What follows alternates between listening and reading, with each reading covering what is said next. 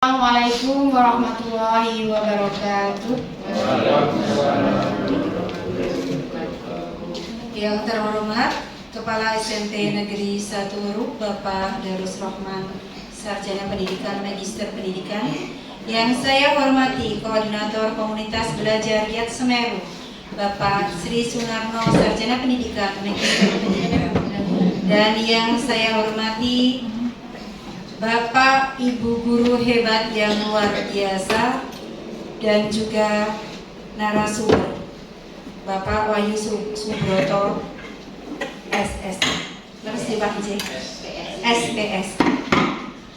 Bapak Ibu, pertama-tama dan yang paling utama, marilah kita memanjatkan puji syukur kehadirat Allah Subhanahu wa taala, Tuhan yang Maha Esa, yang senantiasa memberikan kita kesempatan dan kenikmatan sehingga kita semua dapat hadir di ruang kombel ini dalam acara berbagi praktik baik yang nantinya di sini kita diberikan kesempatan berbagi pengetahuan dan pengalaman yang tidak lain dan tidak bukan adalah untuk meningkatkan kualitas pendidikan di sekolah kita tercinta.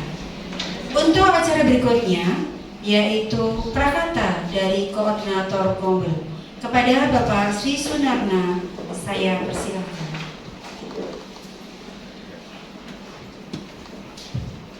Assalamualaikum warahmatullahi wabarakatuh. Alhamdulillahirabbil alamin wa bihi nasta'in wa ala umuri dunya waddin wa ala alihi wa ashabihi ajma'in. Yang terhormat Bapak Kepala Sekolah, yang saya hormati narasumber hari ini Pak Wahyu Subroto, Sarjana Psikologi. Yang saya hormati teman-teman pengelola Kombel Giat Semeru SMP Negeri 1 Ruk. Yang saya hormati Bapak Ibu peserta kegiatan komunitas belajar dan hadirin yang berbahagia. Alhamdulillah, puji syukur senantiasa kita panjatkan pada Allah Subhanahu wa taala, Tuhan yang Maha Kuasa, atas limpahan rahmatnya. Alhamdulillah, di siang hari ini kita bisa berkumpul bersama di ruang komunitas belajar SMP Negeri 1 Ruk ini untuk melaksanakan kegiatan berbagi praktek baik yang diselenggarakan oleh komunitas belajar Giat Semeru di tahun ajaran 2025-2026 ini. Dan hari ini mungkin kegiatan kita yang perdana. Demikianlah perkata dari Koordinator Kombel. Mudah-mudahan kegiatan ini ke depan akan dapat dilangsungkan secara rutin. Untuk acara yang ketiga, yaitu sambutan dari Kepala Sekolah, kepada beliau kami persilakan. Terima kasih. Assalamualaikum warahmatullahi wabarakatuh. Yang saya hormati Bapak Koordinator Komunitas Belajar Giat Semeru, Bapak Sri Sunarno SPD NPD, narasumber Bapak Wahyu Subroto SPSI, kemudian Bapak Ibu guru yang saya hormati semua. Terima kasih banyak. Singkat saja. Yang pertama, saya sangat berterima kasih kegiatan Kombel ini mulai bergairah kembali. Dan yang kedua, saya mohon maaf, memang seperti ini memang harusnya dari bawah ya.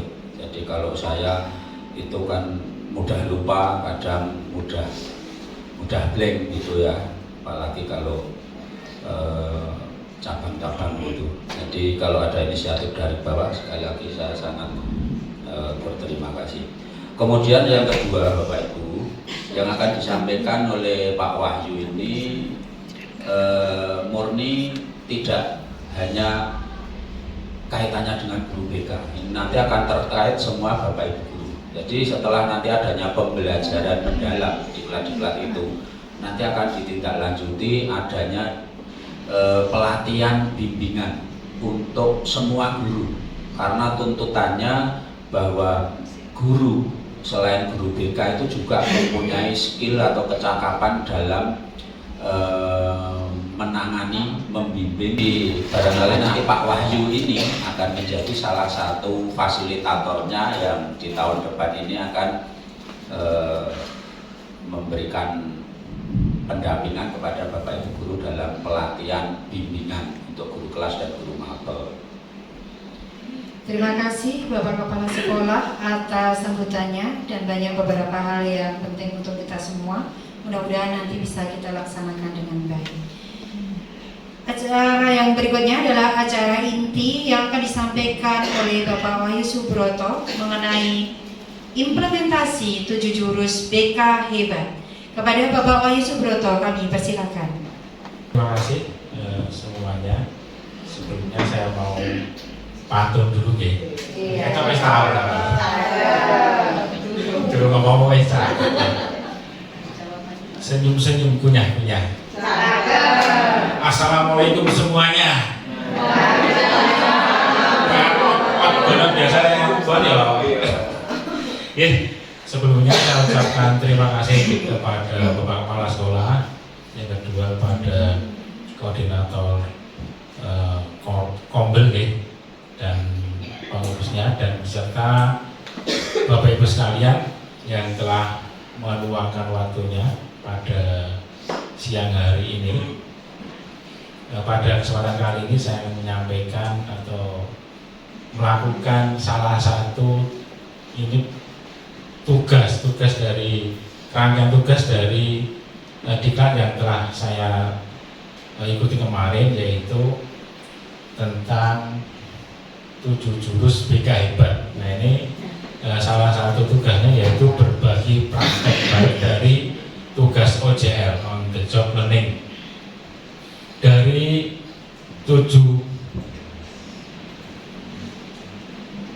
ini ada 7 jurus BK Hebat. Ada yang pertama kenali potensi, kelola emosi, tumbuhkan resiliensi, yang keempat jaga konsistensi, yang kelima jalin koneksi, dan yang keenam bangun kolaborasi, dan yang ketujuh menata situasi. Nah ini dari rangkaian diklat itu ada 7 jurus seperti yang disampaikan Pak Kepala tadi, bahwasanya pada akhirnya nanti dari kami yang begitu diklat ini ada desiminasi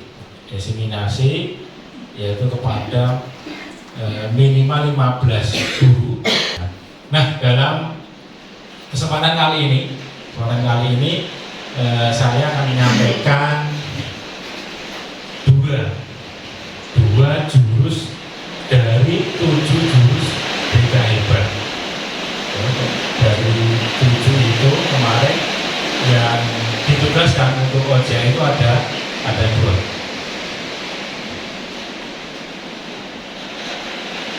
Sebelumnya, di sini mungkin ada sudah pernah tahu tentang pendekatan layanan. Kalau di BK itu layanan di BK.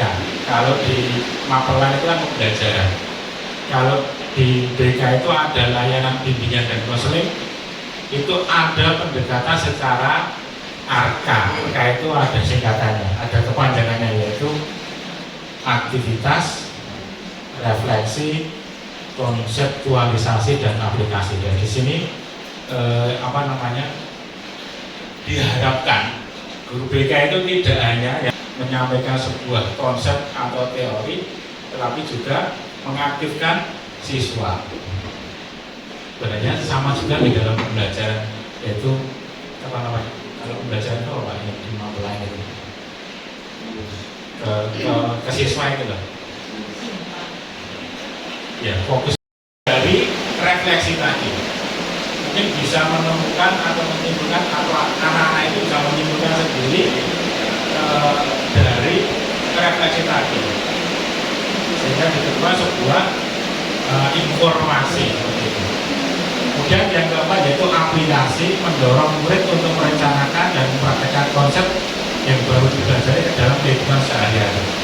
Jadi siswa atau murid itu diajak untuk merencanakan atau mempraktekkan langsung, membuat perencanaan. Jadi dari aktivitas referensi konsep tadi kemudian diaplikasikan. Mungkin tentang strategi belajar, membuat sebuah peta resiliensi yang tadi saya sampaikan itu pada pembahasan yang selanjutnya. Nah ini Bapak Ibu sekalian, dua jurus yang saya praktekkan, yaitu yang pertama jurus pertama yaitu kenali potensi, dan yang kedua itu jurus tumbuhkan resiliensi. Kalau di dalam kenali potensi itu mungkin ada gaya belajar kecerdasan majemuk karir masa depan, potensi. Yang kedua jurus tumbuhkan resiliensi, itu ada daya rantai, pola pikir bertumbuh, dan ordinary magic. Ngomong itu ordinary magic itu apa? Ordinary magic biasa, magic ini keajaiban ya. Sekarang kita ke jurus yang pertama, yaitu kenali potensi. Tujuannya yaitu mengetahui potensi murid, salah satunya adalah gaya belajar. Nah dalam model kemarin, jurus yang pertama ini saya mengungkap gaya belajar dari murid. Harapannya dengan mengetahui gaya belajar maka akan memudahkan murid untuk menemukan strategi yang tepat untuk optimalisasi kegiatan belajar. Nah di sini saya menggunakan untuk mengungkap gaya belajar siswa itu, saya menggunakan sebuah aplikasi online. Nah di sini saya juga ingin mensimulasikan kepada Bapak Ibu sekalian. Mungkin sudah bawa HP ini, bawa HP. Ada yang sudah tahu gaya belajarnya? Ada yang sudah tahu? Mas Farah sudah tahu gaya belajarnya apa? Visual. Bu, ini saya ini katanya ngomong auditori lah, mau banyak auditori. Biasanya ini buat Pak Maman. Praktek. Praktek apa? Makan. Nanti kita coba mensimulasikan di aktivitas itu bagaimana atau seperti apa gaya belajar kita. Kita menggunakan pendekatan AK, yaitu yang aktivitas, yaitu mengerjakan anak-anak itu saya minta untuk mengerjakan soal tes gaya belajar yang ada di link yang sudah saya tulis.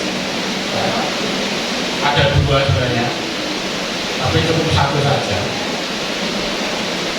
Yang kedua yaitu membaca deskripsi yang tertulis pada hasil tes gaya belajar. Nah, mungkin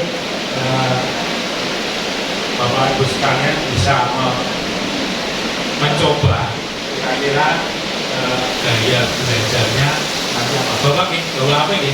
Mas bentar, kalau yang di atas itu kalau tidak salah cuma 30 pertanyaan. Kalau yang di bawah itu ada 40 pertanyaan. Oh, yang 30 saja. Nih. Oh, silakan dicoba dulu. Yang tahu gaya belajarnya apa? Oh.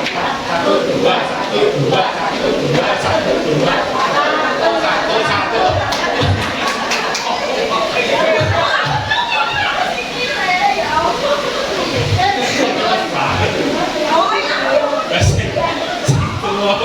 Belum pernah kesel. Dua ini bingung.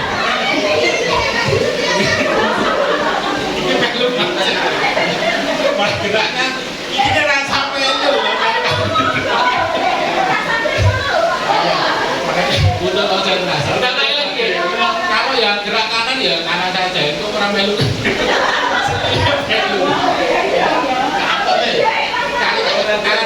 Kanan saja. Diulangi ya konsentrasi. Siap. 1, 2, 3. 1, 2, 3, 4. 1, 2, 3, 4. 1, 2, 3, 4. 1, 2, 3, 4. 1, 2, 1, 2, 1.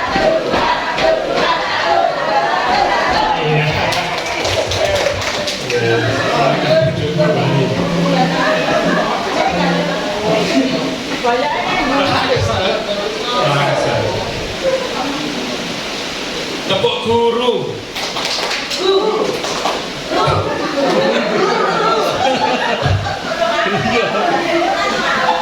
Tepuk guru. Baru tahu ya? Bukan itu ya. Tepuk guru itu tepuk guru. Dihormati, disayangi, dicintai. Makasih. Oke, guru ini.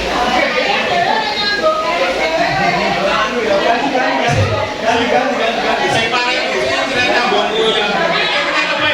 Kita coba. Tepuk guru. Dihormati, disayangi, dicintai. Semangat. Tepuk guru. Dihormati, disayangi, dicintai. Terima kasih. Oke, tadi setelah aktivitas ada refleksi setelah murid itu mengisi tes gaya belajar, kemudian ini yang saya lakukan deh, kemudian saya bagi kelompok sesuai dengan gaya belajarnya masing-masing. Kemudian merefleksikan pengalaman belajar yang telah dilakukan. Ini mengaktifkan siswa untuk berdiskusi. Mengaktifkan siswa mungkin saling berbagi pengalaman juga bisa. Kaitannya tentang bagaimana mereka itu belajar baik di sekolah maupun di rumah. Kemudian berbagi pengalaman. Setelah itu kemudian bisa dipresentasikan di dari kelompok 1, kelompok 2 dan kelompok 3. Kemudian yang ketiga yaitu konseptualisasi, yaitu deskripsi dan karakteristik masing-masing gaya belajar. Ini tentang konsep teori, bagaimana karakteristik gaya belajar masing-masing, yang visual itu seperti apa, karakteristiknya, yang auditor seperti apa, dan kinestetik seperti apa. Kemudian strategi belajar yang tepat untuk masing-masing gaya belajar.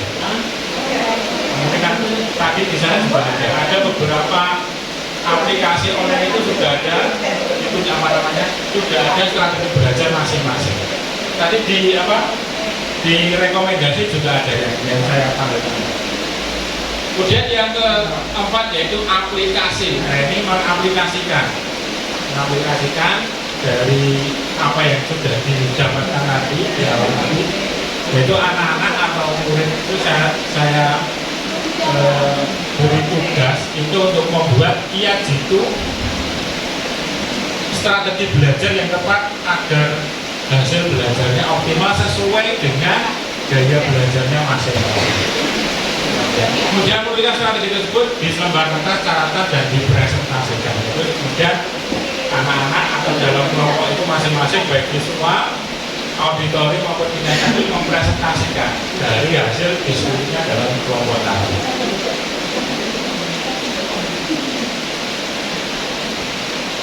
Nah, ini dokumentasi kegiatan murid yang pertama yaitu mengerjakan tes gaya belajar tadi yang saya sampaikan tadi melalui aplikasi online.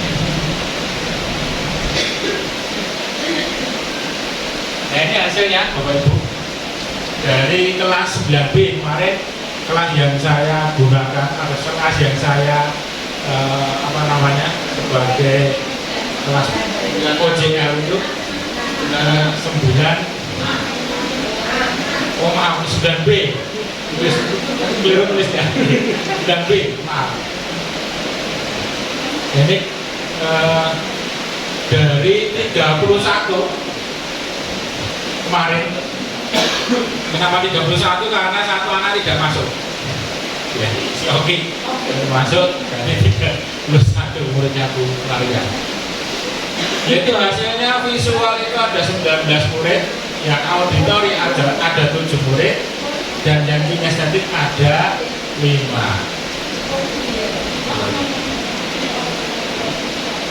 Kalau kemarin saya di kelas 9B itu saya menggunakan aplikasi yang kedua tadi. Ini refleksi dan evaluasi dari jurus yang kedua, jurus yang pertama yaitu penanda potensi.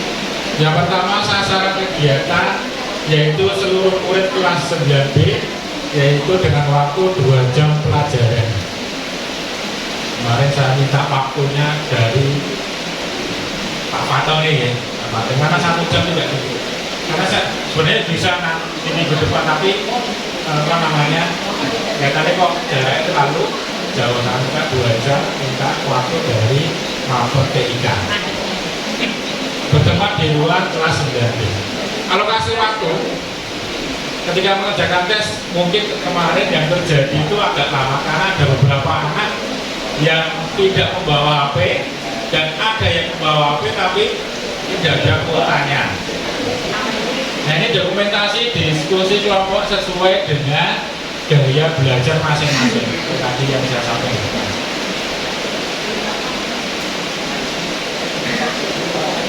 Dan ada presentasi kelompok. Nah, ini KPD dasar individu satu kelompok, itu anak itu membuat kiat jitu strategi belajar. Selanjutnya ini jurus yang kedua dari jurus yang kedua yang saya gunakan, tapi jurus ketiga yaitu tumbuhkan resiliensi. Tujuannya yaitu murid mampu membentuk growth mindset yang menumbuhkan resiliensi sehingga dapat berkembang secara optimal pada aspek pribadi, sosial, belajar, dan karir. Growth mindset itu pola pikir bertumbuh. Kalau di sini pola pikir bertumbuh. Pola pikir bertumbuh yang menumbuhkan resiliensi. Apa itu resiliensi? Resiliensi mau positif ya? Resiliensi daya lenting, daya juang.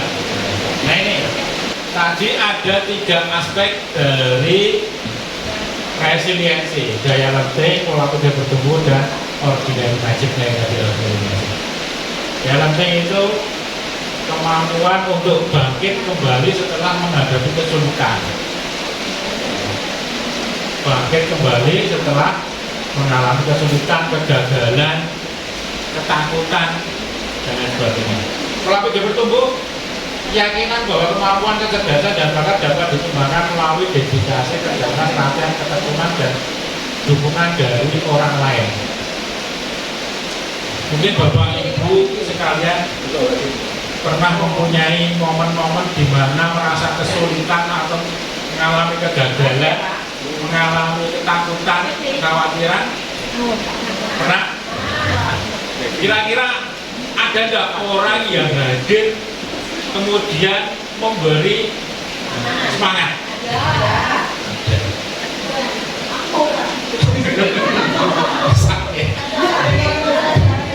Berarti telepon ya?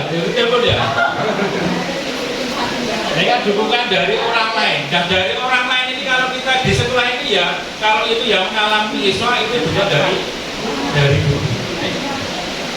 Orang apa kok sisa? Dari lain ya.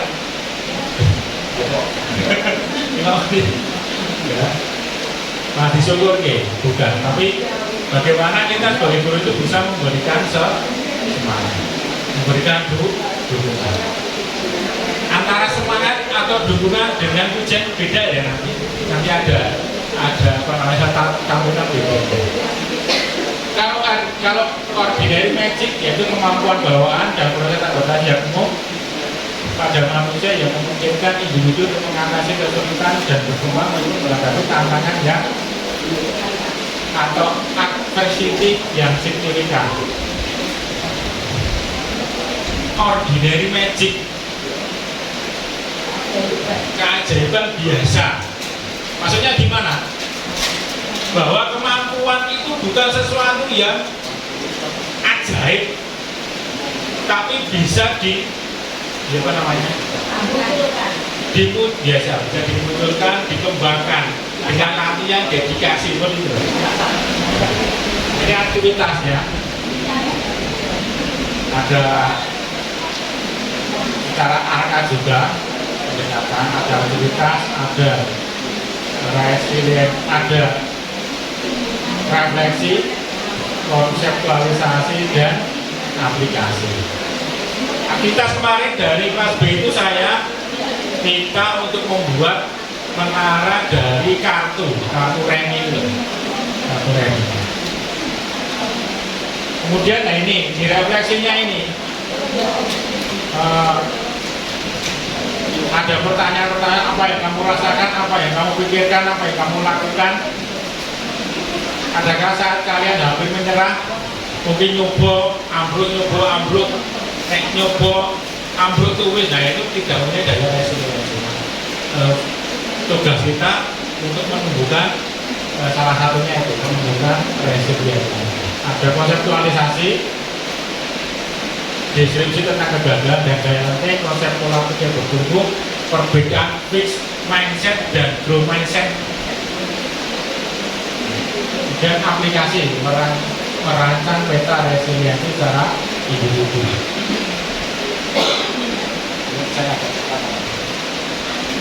Nah ini dokumentasinya. Ini membuat menara dari kartu, yang kokoh, yang kuat, dan yang tinggi kalau bisa. Dan ini tes kekuatan menara.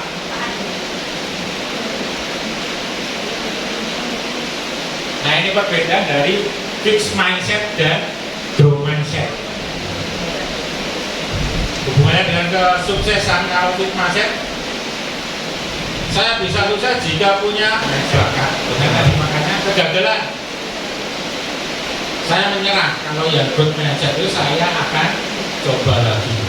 Kalau dulu di pelajaran SMP atau SMA ya, anak SD, penemu bola lampu itu siapa? Thomas Alva Edison.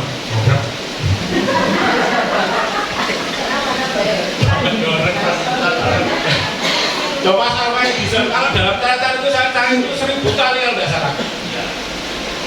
Sehingga bisa menemukan lampu pijar itu sampai 1000 kali. Ya, kegagalannya itu loh.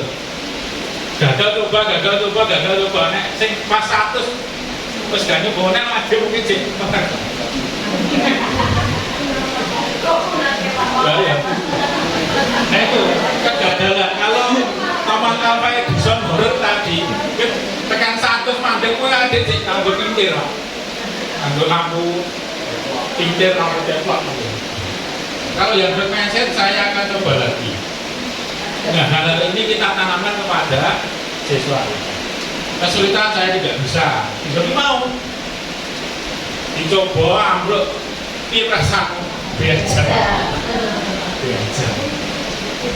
Kalau yang bermindset saya belum bisa, bukan tidak bisa tapi belum. Kalau masalah, mengapa masalah ini terjadi pada saya? Wong seneng Gusulo. Kenapa terjadi pada saya? Tapi kalau yang bermindset, solusi apa yang bisa saya kritik? Saya sakit hati. Iya, jangan dikritik lorati ya. Dikritik mindset. Ya. Dikritik lorati anyel. Tinggal mulai. Kemudian yang bermindset yaitu terima kasih, saya akan memperbaiki. Ketika orang mengkritik kita, memberi masukan, memberi pendapat, kita terima, kemudian kita memperbaiki. Nah ini kuis bentar. Nanti kita kira-kira itu termasuk dukungan atau pujian. Wah, anak hebat, siapa dulu dong ayahnya? Mas apa? Oh, ibu. Wah, anak hebat, siapa dulu dong ayahnya? Siapa? Apa? Pujian. Yang kedua, nah itu dong, itu baru anak soleh. Apa? Pujian. Yang ketiga, nilai kamu semakin bagus dibanding semester lalu, pasti semester depan akan lebih bagus lagi. Dan ini adalah tadi di aplikasinya tadi ada lembar kerja KBD atau LKPD, itu membuat peta resiliensi. Nah ini cuma saya taruhkan nanti buat 3 tanah dari 31 hanya saya sampaikan 6. Di nomor 2 yang C itu kalimat penyemangat untuk diri itu sendiri. Dari pertanyaan ini kemudian anak saya minta untuk membuat kalimat penyemangat untuk dirinya sendiri.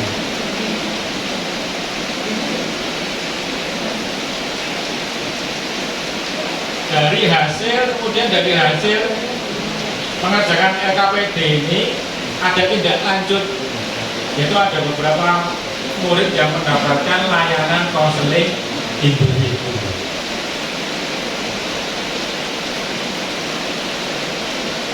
Ini refleksinya, sasarannya kelas 9B. Bapak Ibu, dari OJL 2 jurus ini ada harapan, yaitu yang pertama menggunakan strategi peer teaching, saling mengajarkan antar siswa atau murid. Siswa dengan belajar yang berbeda bisa saling menjelaskan materi satu sama lain. Ini harapan ini.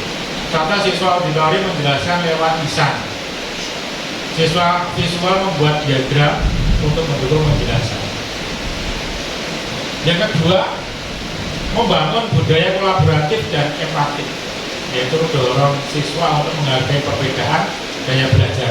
Karena gaya belajar itu antara 3 gaya belajar tidak ada yang istilahnya apa? Yang satu lebih baik dari yang lain, tidak.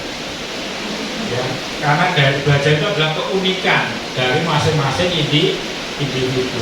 Tidak kemudian yang visual itu lebih baik dari yang auditori lebih baik dari yang kinestetik, tidak.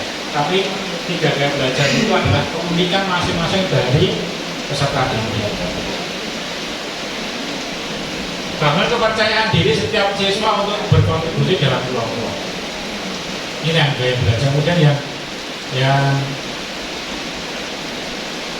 tumbuhkan resiliensi, mengintegrasikan kalimat mindset dalam budaya kelas dengan menggunakan dan tampilkan kalimat mindset di kelas. Nah, ini membuat poster kalimat pengganti mungkin di di kelas itu kalau menghias mungkin menggunakan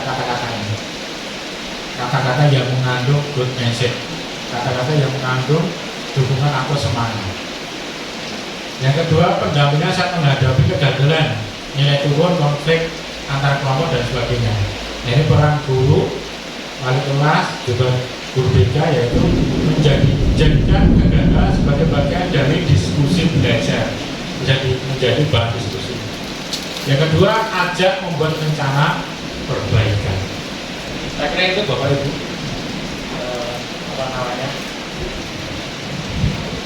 berbagi praktek baik saya dari tujuh jurus BK hebat ini yang diwajibkan dua jurus. Yang pertama tadi adalah jurus kenali potensi, yang kedua yaitu tumbuhkan resiliensi. Mungkin itu mungkin dari Bapak Ibu bisa memberikan tanggapan atau penguatan atau masukan kepada saya tentang berbagi praktek baik saya. Saya kira dari saya cukup sekian. Terima kasih atas waktunya. Tepuk guru. Disayangi, dicintai, terima kasih. Kusitangi. Dari saya cukup sekian. Mohon nanti ada Demikian tadi berbagi praktek baik yang sudah disampaikan oleh Bapak Wahyu Subroto. Barangkali ini sesi lain yang pertama tanya jawab. Barangkali ada yang ingin Bapak Ibu tanyakan, monggo. Tidak ada. Oh, Bapak Kepala Sekolah, monggo Bapak. Yang pertama, saya salut sekali dan memberikan apresiasi yang luar biasa kepada Pak Wahyu yang telah menyampaikan praktek baiknya, dan saya amati dari awal sampai akhir memang betul-betul dipraktekkan ya. Jadi tidak hanya sekedar dokumentasi, tetapi dilihat dari langkah-langkahnya itu tidak akan bisa dikarang kalau tidak dipraktekkan di kelas. Nah, satu hal yang menarik buat saya Pak Wahyu, ya barangkali nanti bisa di-sharingkan dengan Bapak Ibu yang tadi itu terkait asesmen di awal. Jadi sebelum pembelajaran Pak Wahyu melakukan tes gaya belajar ya, yang diaplikasikan pada peserta didiknya tadi. Kemudian di situ terakumulasi ada 3 macam kelompok gaya belajar ya. Yang pertama, pengelolaannya pembelajaran itu setelah teridentifikasi dengan 3 macam gaya belajar itu. Kalau tadi di dokumen penjenengan yang tampil memang dikelompokkan anak itu berdasarkan gaya belajarnya. Nah, yang nanti perlu diamati oleh teman-teman itu proses dari awal sampai akhir ketika kelas itu sudah terpolarisasi menjadi 3 model gaya belajar. Nah, saya kira itu penting Pak Wahyu, biar nanti teman-teman bisa mencontoh di mapel lain. Terima kasih. Assalamualaikum warahmatullahi wabarakatuh. Oke, terima kasih. Dari tes gaya belajar tadi kemudian didapatkan ada beberapa anak yang belajar visual, ada yang auditori, ada yang kinestetik. Kalau dalam ujian kemarin perlakuannya masih sama, tapi nanti kita sudah didapatkan itu, kemudian dalam layanan selanjutnya itu kan ada kalau dalam klasikal itu kan ada beberapa metode ada yang mungkin nanti melihat sebuah tayangan, kemudian ada yang namanya role playing itu bermain peran. Ada sudah ada tapi di kelas yang lain itu bermain peran. Mungkin anak-anak itu membuat sebuah drama singkat tentang bullying gitu Pak. Kemudian nanti ya namanya ada yang juga nanti ketika di layanan selanjutnya itu melihat tayangan film. Ada juga yang mungkin hanya sekedar metodenya ceramah dan tanya jawab. Tapi kalau selama ini kalau saya dari saya pribadi itu memang belum, kemudian satu tatap muka itu memperlakukan siswa itu sesuai dengan gaya saya. Hanya saja saya berupaya ketika dalam tatap muka itu antara yang menyelebar estetik maupun auditory dan visual itu bisa terakomodasi ya. Itu dengan itu Pak, ada metode, ada role playing, ada melihat dan mengontrol sebuah tayangan, ada juga yang ceramah dan diskusi. Tapi kalau dalam ujian kemarin Pak, masih pelakuannya masih sama. Yang kemarin itu mengungkap bagaimana gaya belajarnya, kemudian membuat aplikasi itu strategi belajar efektif untuk gaya belajar masing-masing.